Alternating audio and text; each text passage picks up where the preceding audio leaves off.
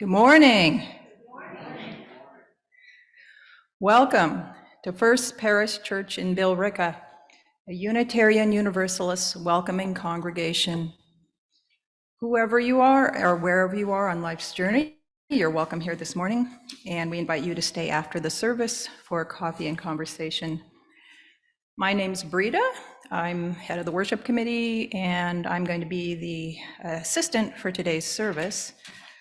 Our worship leader this morning is Doug Mutter. He's a retired mathematician and a member of the Bedford UU Church. He writes a weekly blog, political blog called The Weekly Sift, and he's also a contributing editor of UU World, and he's really smart. He's done services for us a number of times over the years, and we are very, very happy to have him here this morning. I do want to start by acknowledging that First Parish was built on the unceded land of the Pawtucket and Massachusetts people. We acknowledge the connection they have continued to maintain with the land here in this place that we call Billerica. And we encourage the caring for the land and fostering good relationships with our Indigenous neighbors. Our opening words, our chalice.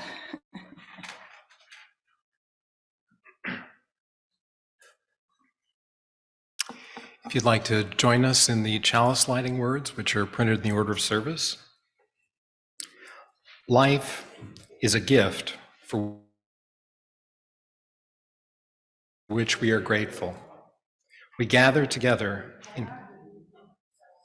to celebrate the glories and the mysteries of this great gift. So the opening words are from the Muslim scholar Abdul Karim Saroush, who said, "We no longer claim that a genuinely religious government can be democratic, but that it cannot be otherwise." The opening hymn is number 140, Hail the Glorious Golden City.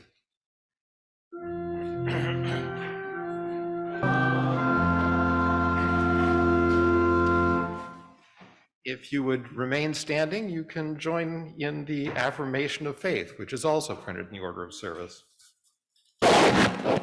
Whoops. Love is the doctrine of this church. The quest of truth is its sacrament, and service is its prayer. To dwell together in peace, to seek knowledge in freedom, to serve humanity in fellowship, to the end that all souls shall grow into harmony with the divine. Thus do we covenant with each other and with God.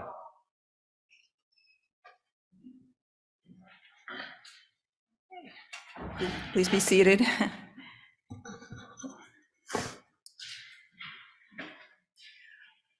We have a story now for kids of all ages. If kids want to come and sit up front, they can, but they can stay where they are too. Excuse me. This is from a book called Kindness, a Treasury of Buddhist Wisdom for Children and Parents.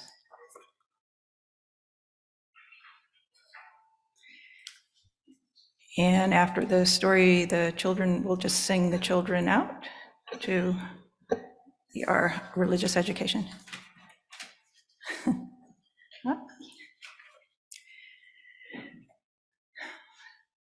Bird's nest. Long ago in China, there lived a monk who perched in a certain tree every day to meditate.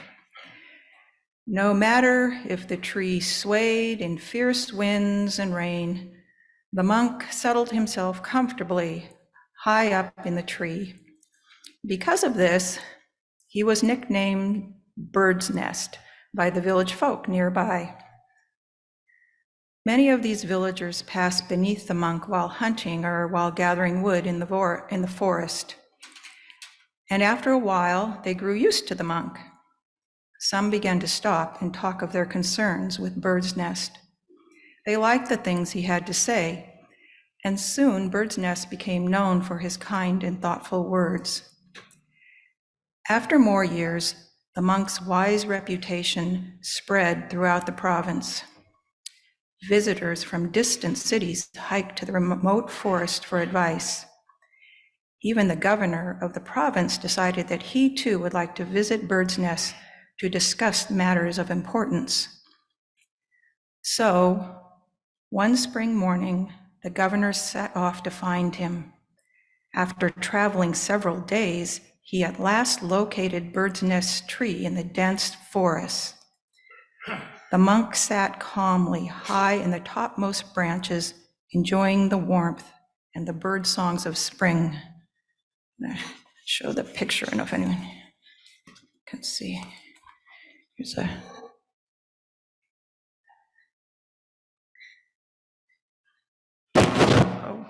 oh dear.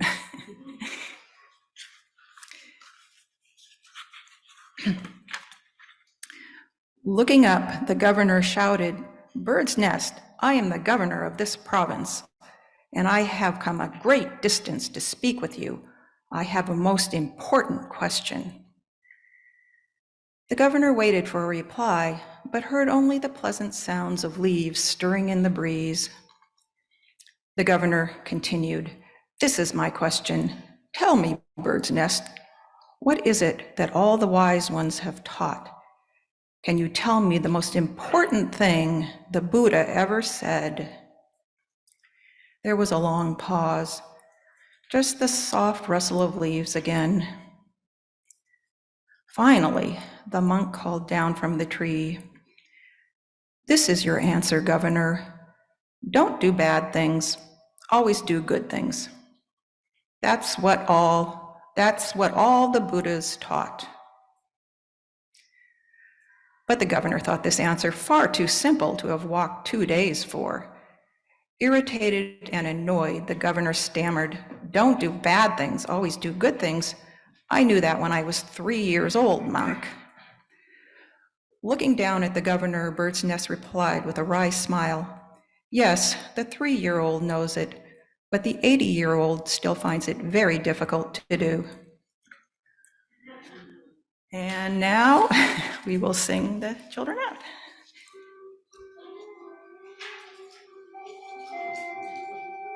Let the spirit of love surround you everywhere, everywhere you may go.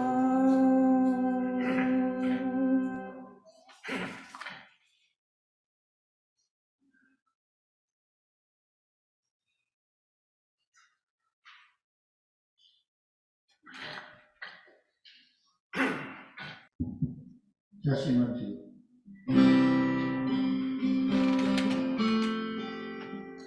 One second, let me get the glasses on. Okay.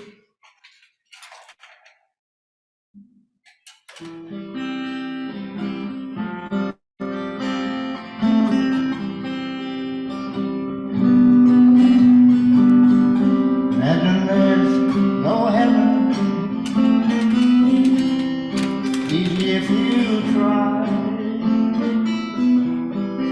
No hell below us, but the only sky. Imagine all the people living for today. Imagine there's no country.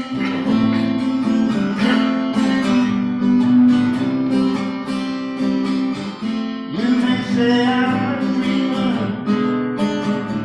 but I'm not the only one. The only hope someday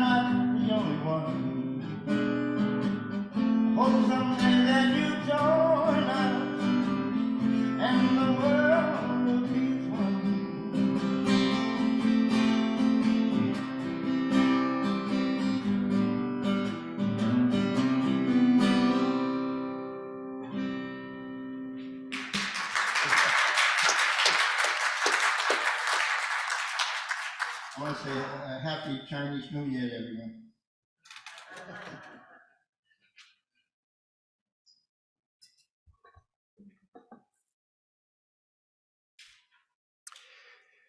So I thought I'd use the readings to share some doubts about democracy and party politics, which I'll respond to later. The first known use of the phrase vox populi vox Dei, which is obviously from context not the actual first use because he's responding to other people using it, comes from a letter the Saxon scholar Alcuin of York wrote to the Emperor Charlemagne around 800 AD. He wrote, "And those people should not be listened to who keep saying the voice of the people is the voice of God, since the tumult of the crowd is always close to madness." In Gulliver's Travels, which Jonathan Swift wrote in 1726, a Lilliputian explains the local politics.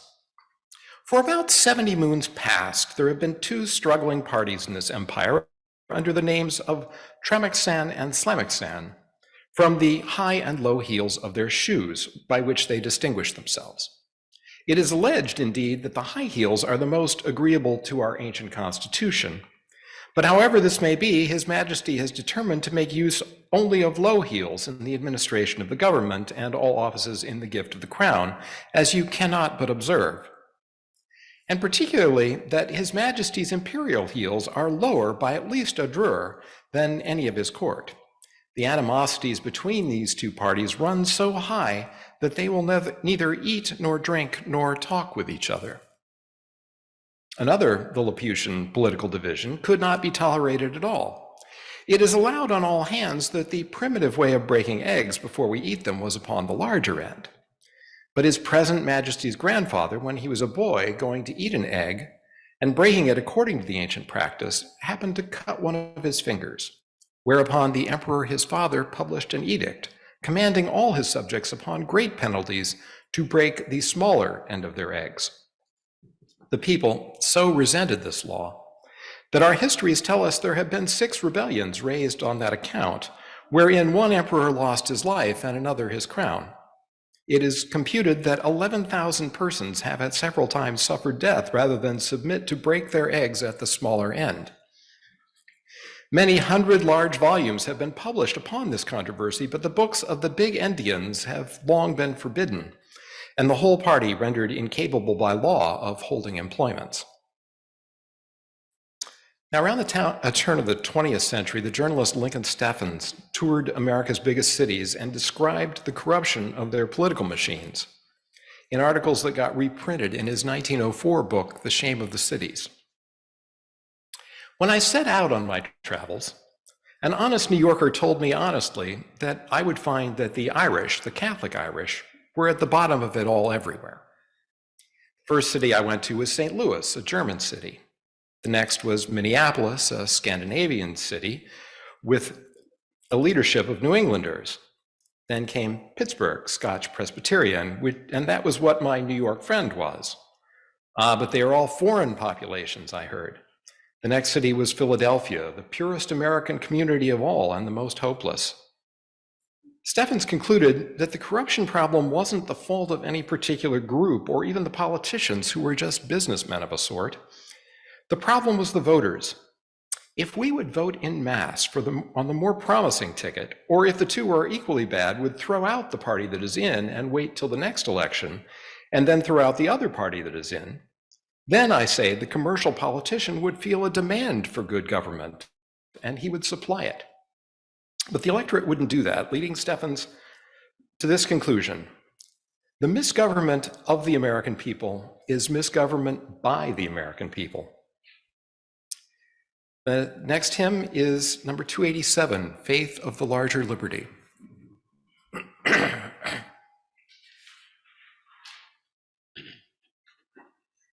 The last few years have given me cause to have a lot of thoughts and feelings, good and bad, about democracy.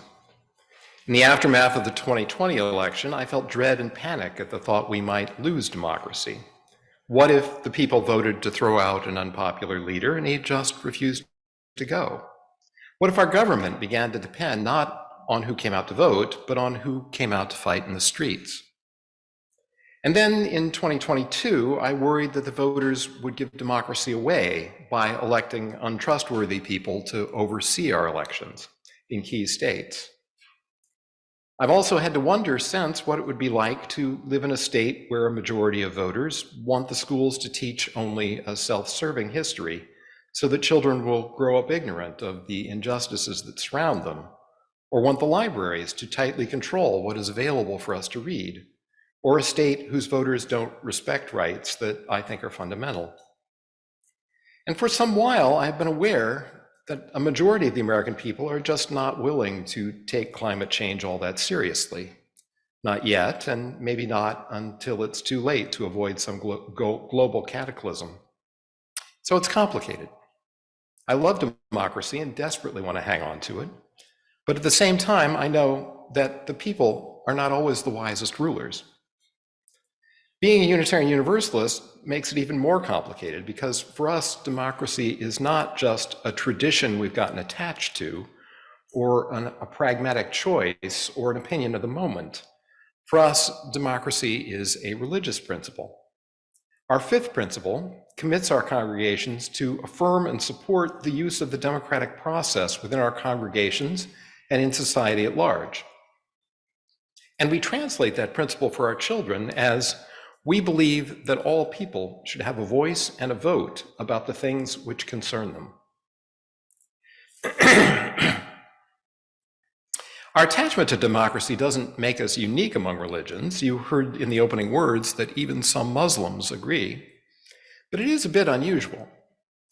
In American Christian churches, for example, you will often hear patriotic 4th of July sermons that praise our democratic system of government. But the rest of the year, many ministers make it quite clear that democracy is a human system far inferior to living under God's direct supervision. They long for Jesus' earthly return and expect him to rule as a king, not seek a popular mandate. Jesus is Lord, they say, not Jesus for president. That vision of a divine kingdom is in line with in view of government that goes back to the earliest empires, in which legitimate authority descends from heaven like a lightning bolt. It hits the highest point, the king, who transmits authority down through a pyramid of lesser officials. Eventually, it reaches the common man, who is a kind of king himself in his own home, ruling over his women and children and slaves. That model may sound primitive, but it has never completely gone away and is still deeply embedded in our social consciousness. St. Paul, a Roman citizen, wrote, "Let everyone be subject to the governing authorities, for there is no authority except that which God has established." European kings claimed to rule by the grace of God and Chinese emperors by the will of heaven. Some rulers, like the pharaohs, were gods themselves. Churches have been similarly hierarchical, and many still are. God's wisdom is revealed to a pope or a prophet, who transmits it to bishops and priests, who pass it down to the people. How did that ever change? Well, Gutenberg, basically.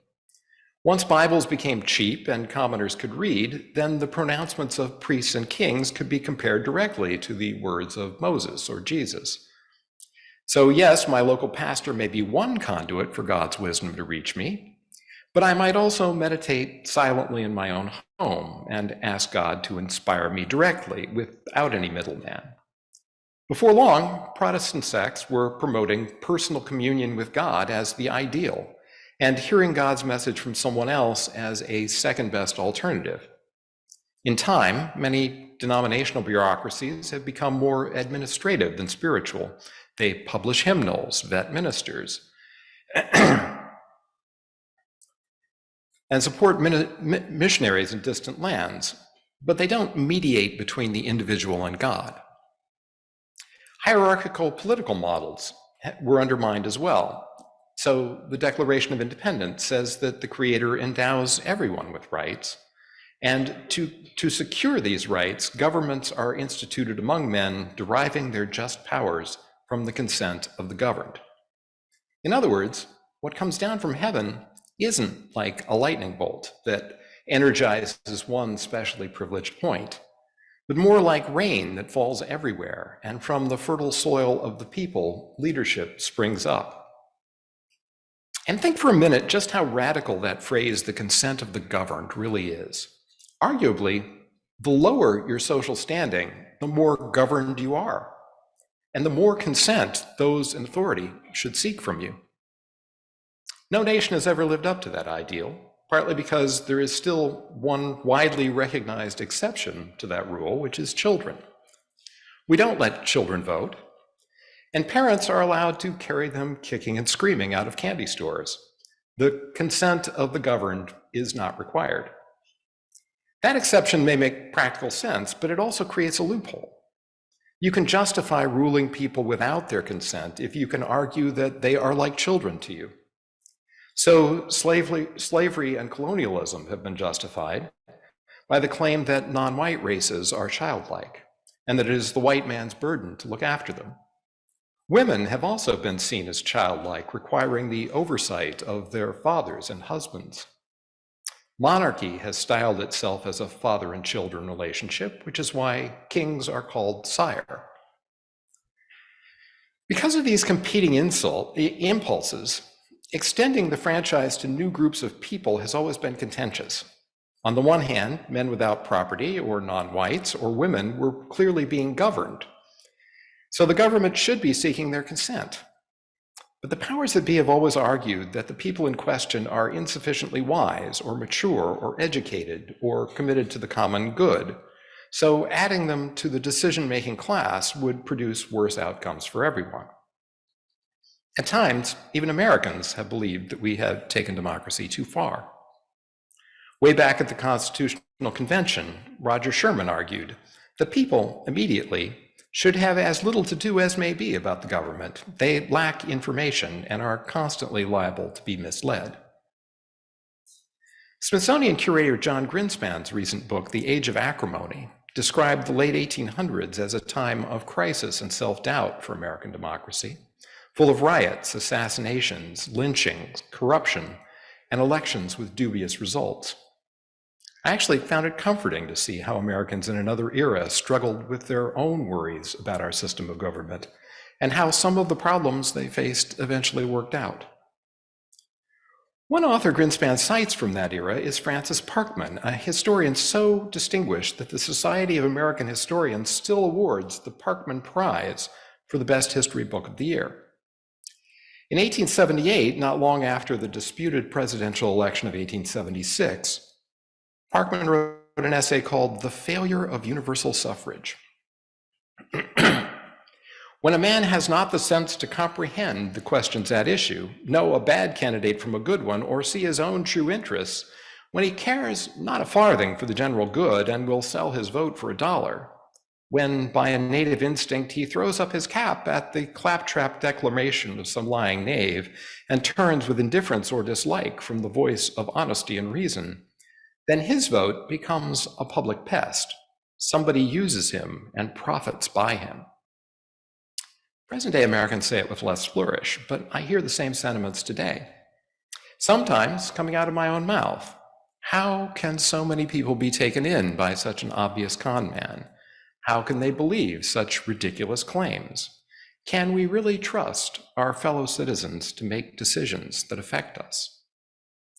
So, appreciating those concerns, how can we revere democracy as a religious principle? What does our principle even mean? Let's start with what it doesn't mean. It doesn't mean that we worship democracy. The voice of the people is not the voice of God, so no matter how big a majority a president or a party assembles, those leaders are not infallible. The founders were not prophets, and the Constitution is not a holy document. We have had to amend it to abolish slavery and to give women the vote, and there are still parts I would like to change. In short, democracy in general, and American democracy in particular, is a human institution and subject to human failings. Recognizing that fact is not a particular indictment of democracy, because the same is true of every form of government. A king or a dictator can be foolish. Look at Putin's invasion of Ukraine. An aristocracy can be corrupt and is often oblivious to the suffering of the lower classes. A board of the most qualified experts can get something wrong and refuse to acknowledge its mistakes. Unitarian Universalists understand that every form of government is fallible. As Winston Churchill said, no one pretends that democracy is perfect or all-wise. Indeed, it has been said that democracy is the worst form of government, except all those other forms that have been tried from time to time. Democracy has a religious significance for us, not because it is perfect, but because the very idea of government presents a moral problem. If some of us are going to make decisions that are binding on the rest of us, that power has to be justified in some way.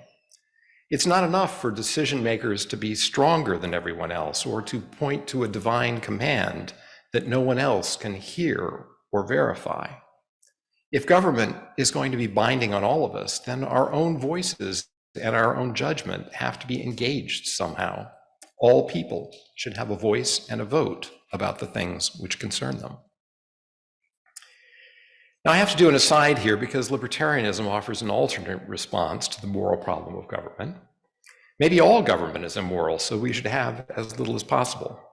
Libertarians would achieve that minimization by shrinking the mission of government to the protection of life and property. And they present that option as if agreeing to the current distribution of wealth and property were not such a big thing to ask. I'll just point out one thing. I own no beachfront property, so every beach in the world belongs to someone else. I really don't remember consenting to that. More seriously, every day, people are born into the world who have no claim on any part of this planet. And yet, they are supposed to respect whatever property the rest of us claim. Why should they? I believe that if we expect people to respect the property system, we owe them some stake in that system. Back in 2016, for those of you with perfect memories, I gave a talk here called Who Owns the World, where I described that debt in more detail. And I still don't see any way to make good on that debt that we owe to people for their acceptance of the system without a government far more extensive than a libertarian would countenance. So in my mind, and I believe for Unitarian Universalists in general, democracy, despite its flaws, remains the best solution we have to the moral problem of government. Through our other principles, we're also committed to the value of each person, to justice, equity, and compassion, and to truth. So we don't get to deny democracy's flaws or to paper over the bad things that get done in the people's name. When Japanese Americans are sent to detention camps or Jim Crow laws force Black children into inferior schools, we don't get to ignore those injustices. We don't get to say all the boxes of democratic process have been checked, so too bad for you. No, when confronted with all the ways that democracy can lead to immoral government, our response can't be, that can't happen, or too bad if it does. But let's see that it doesn't. In other words, and I consider this the single biggest thing I want you to remember from this talk, our devotion to democracy commits us to a program that goes far beyond simply holding elections and voting. I'm going to say that again.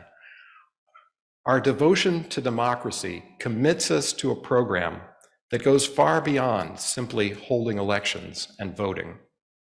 Understanding the ways democracy can fail, we need to do everything we can to make sure that it does not fail. Some safeguards are already built into the Constitution. Democracy can fail through the tyranny of the majority, when 51% of the people feel empowered to treat the other 49% however they like. The founders anticipated that problem, so the Constitution limits the powers of government, and the Bill of Rights, at least on paper, protects the smallest minority of all, the individual. Democracy also fails when the majority is thwarted, when people are prevented from voting or made to jump through unnecessary hoops, or when their votes are gerrymandered into districts that produce predictable outcomes, or when places like the District of Columbia or Puerto Rico are denied representation because their voters are the wrong color or speak the wrong language. Those are not just political issues, those are moral issues. Democracy fails when large numbers of people feel that they have no stake in the system and no chance to better their lot in life. So let's see that everyone gets a stake and a chance. Democracy fails if the people are ignorant, the problem Francis Parkman was pointing to. So let's see that they aren't. That's how our commitment to democracy turns into a commitment to education. And not just any kind of education. Imagine that you lived in a monarchy and someone had entrusted you with the education of the future king. Knowing how his decisions would affect your own life, would you fill his head with answers to multiple choice questions? Or would you teach the future sovereign to think clearly, to understand what a fact is and what it really means to know something? To tell the difference between truths supported by evidence and patterns that someone has seen in the clouds? Of course you would. And if the people are to be sovereign, then that's the kind of education we should want for everyone, all of us. Democracy fails when the people lose faith that their hopes and fears matter. We can see that now in our young people, who regularly see students like themselves gunned down in school hallways and are told that nothing can be done. They foresee the potentially devastating effect climate change will have on their future and are told it's not a priority. So we must be both bold enough to envision sweeping change and pragmatic enough to accept achievable compromises rather than do nothing. We need to take the steps we can while never losing sight of where we need to go. Democracy fails when the people become cynical, when they see corruption in high places and think that's just how things are. If we elected somebody else, it would be no different. That's what Lincoln Steffens was pointing to in The Shame of the Cities. Officials were corrupt because their voters aimed no higher and thought the best they could hope for was to get a share of the spoils. We see that today when evidence of crimes is presented in prime time and many voters shrug because they have convinced themselves that the other side commits crimes too. So we must always aim high, refuse to spread accusations we know are false, and never be content to wink at wrongdoing because our side benefits. Whether or not our opponents trust us, we should be trustworthy. And yes, I recognize the temptation to do unto others what we feel has been done to us, but we also need to appreciate that democracy is not a zero-sum game. Every time moral standards slip, the cynics are proven right, and democracy itself suffers. Finally, and most difficult of all in today's environment, democracy fails when the people divide into tribes, when what matters most is not what is true or who has the best plan or what is our best path forward together, but what side are they on? Are they white or black, Christian or Muslim or Jew, Republican or Democrat? Do they wear their heels high or low, break their eggs from the big end or the small end? I don't mean to trivialize the differences between our political parties, which are real and important. If you've ever read my blog, you know I take a side. But it's important that our parties not become like the parties of Lilliput, who will neither eat nor drink nor talk with each other. That doesn't mean we have to compromise on what is true or false, right or wrong. It doesn't mean saying maybe you're right when we don't believe it, or ignoring crimes in high places simply to avoid riling the other side. But it does mean that we need to remember our universalism and refuse to write people off simply because they don't see what we see. We need to hold on to our faith that no one is beyond redemption and that no matter how stubborn they are or how many times they have been hoodwinked, no one is completely incapable of seeing truth. Leaders may act in bad faith, but many people follow them in good faith, believing what their leaders have told them. The solutions they ask for may be wrong, but the problems they see in their lives may still be real and deserve our compassion. I know how hard it can be to look past the name-calling, trolling, and bullying to try to understand the genuine disappointments and hurts fueling that behavior. I'm not always up to that task myself. We all have our limits and must protect ourselves from abuse. But when we close off those connections and harden our boundaries, democracy suffers. In every election, I believe that the side I support is right, and so I do what I can to make sure my side wins. No doubt you do the same. But at the same time, I also hope that we never lose sight of the longer view, that for democracy to succeed, ultimately the people must win, and that means all of us.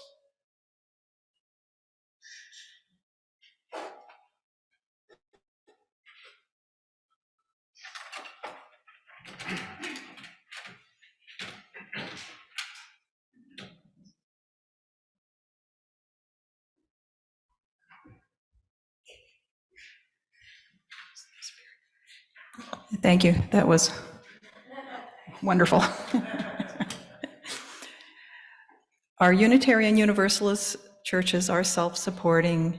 Your gifts of time and treasure is what sustains the work of the church.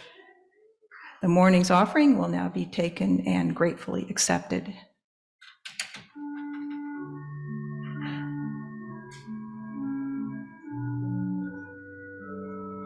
As we extinguish the chalice, you can join in the words in the order of service. We extinguish this flame, but not the light of truth, the warmth of community, or the fire of commitment. These we carry in our hearts until we are together again.